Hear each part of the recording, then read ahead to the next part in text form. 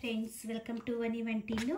ఈరోజు మనం ఎండలో పెట్టకుండా టమాటా పచ్చడిని అరగంటలో అప్పటికప్పుడు తయారు చేసుకోవచ్చు.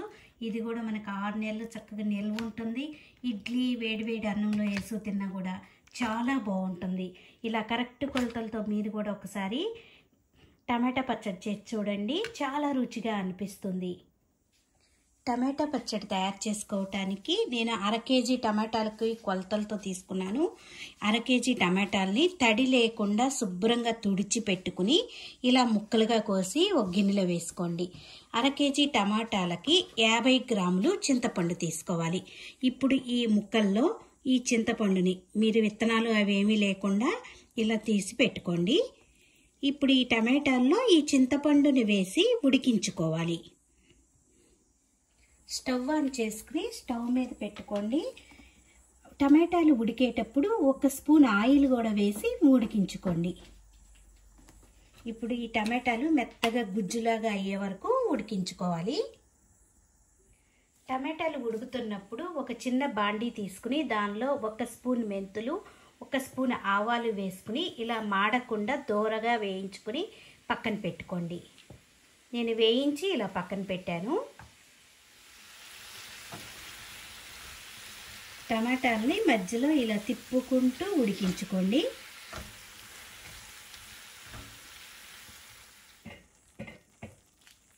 టమాటాలు ఇలా బాగా ఉడికిపోయాక స్టవ్ ఆఫ్ చేసుకుని దీన్ని పూర్తిగా చల్లారనివ్వండి.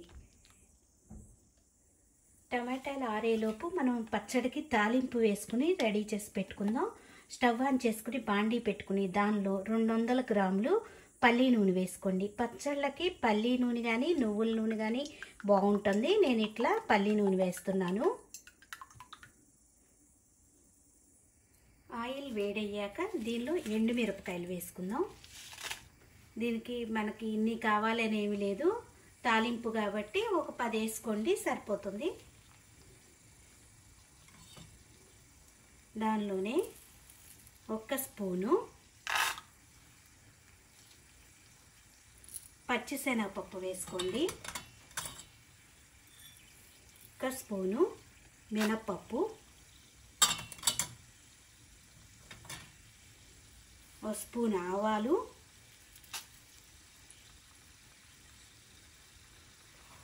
1 స్పూన్ జీలకర్ర.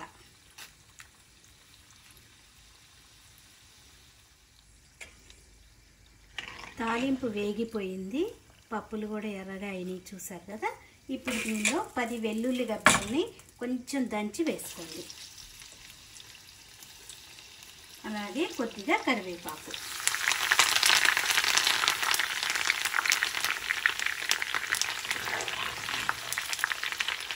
ఇప్పుడు దీనిలో ఇంగువ వేసుకుందాం. ఈ పచ్చళ్ళకి ఇంగువ చాలా బాగుంటుంది. ఇప్పుడు స్టవ్ ఆఫ్ చేసుకుని తాలింపుని ఆరనిద్దాం. ఇప్పుడు ఒక మిక్సీ జార్ తీసుకోండి. దానిలో ఇప్పుడు చల్లారిన టమాటా పేస్ట్ని వేసుకుందాం.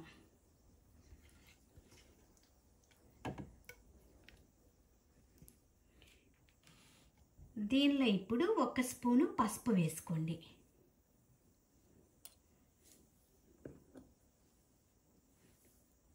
గిద్దల లెక్క తీసుకుంటే మీరు 3/4 గిద్ద తీసుకుంటే సరిపోతుంది. కళ్ళుప్పు తీసుకున్నాను నేను. లేదంటే మీరు గ్రాముల్లో తీసుకుంటే ఒక 50 గ్రాములు ఉప్పు తీసుకోండి. దీనిలో ఇప్పుడు ఈ ఉప్పును కూడా వేసుకుందాం. దీనిలో చిన్న అల్లం ముక్క వేసుకోండి, చాలా బాగుంటుంది. మీకు ఇష్టం లేకపోతే వేసుకోకపోయినా పర్వాలేదు, వేసుకున్నా కూడా బాగుంటుంది. దీనిలో ఇప్పుడు ఇందాక వేయించుకున్న మెంతులు ఆవాలు కూడా వేసి మెత్తగా గ్రైండ్ చేసుకుందాం. చూడండి, ఇలా మెత్తగా గ్రైండ్ చేసుకున్నాం కదా.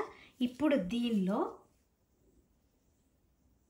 ఒక 50 గ్రాములు కారం వేసుకోండి. మీరు గిద్ద లెక్క తీసుకుంటే ఉప్పు ఎలా తీసుకున్నామో 3/4 గిద్ద, అలాగే కారం కూడా అంతే తీసుకోవాలి. దీనిలో ఇప్పుడు వెల్లుల్లిపాయలు వేసుకుందాం. ఒక 50 గ్రాములు వెల్లుల్లిపాయలు వేసుకుని మెత్తగా గ్రైండ్ చేసుకోవాలి. ఇలా గ్రైండ్ చేసుకున్నాం. పచ్చడి రెడీ అయిపోయింది. ఇప్పుడు దీన్ని ఒక గిన్నెలోకి తీసుకుని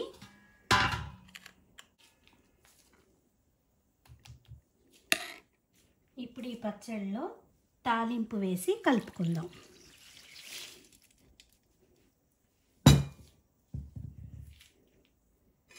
ఈ పచ్చడికి తాలింపు బాగా పట్టేలా కలుపుకోవాలి.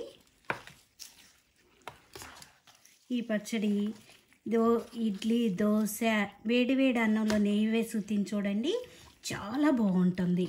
ఇలా మొత్తం తాలింపు కలుపుకున్నాక ఒక గాజు సీసాలోకి తీసుకుని మనం స్టోర్ చేసి పెట్టుకుంటే 6 నెలల వరకు కూడా చాలా బాగుంటుంది. ఈ వీడియో నచ్చితే మీరు కూడా ఒకసారి ఇలా పట్టి చూడండి. నా వీడియోస్ మీకు నచ్చితే లైక్ చేయండి, షేర్ చేయండి, కామెంట్ చేయండి. మరిన్ని వీడియోల కోసం వని వంటిల్ని సబ్స్క్రైబ్ చేసుకోండి. Thank you for watching.